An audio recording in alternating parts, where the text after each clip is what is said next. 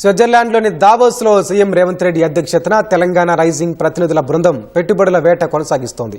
Israel innovation authority chairman Alon స్టోపెల్తో CM భేటీ అయ్యారు. సీఎంతో పాటు మంత్రులు శ్రీధర్బాబు, పొంగులేటి శ్రీనివాసరెడ్డి ఉన్నారు. వ్యవసాయం, వాతావరణ మార్పుల స్టార్టప్లకు సహకారంపై సీఎం చర్చించారు. సాంకేతిక రంగాల్లో తెలంగాణ స్టార్టప్లకు ఇజ్రాయెల్ మద్దతు ఇవ్వనుంది. AI, deep tech innovation, health tech, agritech, cyber security, aerospace ఇతర రంగాల్లో స్టార్టప్లకు ఇజ్రాయెల్ సహకరించనుంది.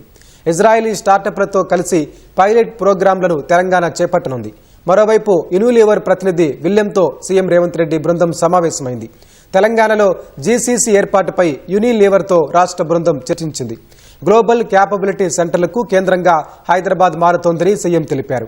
యుఏఈ ఆర్థిక మంత్రి అబ్దుల్లా బిన్ తౌక్ అల్ మర్రీతో సీఎం సమావేశమయ్యారు. భారత్ ఫ్యూచర్ సిటీ, రాష్ట్రంలోని భారీ ప్రాజెక్టులపై రేవంత్ రెడ్డి చర్చించారు.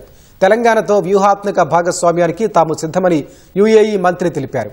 ప్రాజెక్టు వేగవంతానికి సంయుక్త టాస్క్ ఫోర్స్ ఏర్పాటు చేయాలని యుఏఈ మంత్రి సూచించారు.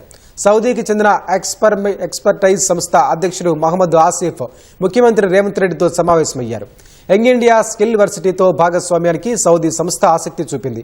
హెల్త్ టెక్ సంస్థ రాయల్ ఫిలిప్స్ ప్రతినిధులతోనూ సీఎం భేటీ అయ్యారు. ఏఐ రంగంలో రాష్ట్రంతో భాగస్వామ్యానికి రాయల్ ఫిలిప్స్ ఆసక్తి చూపింది.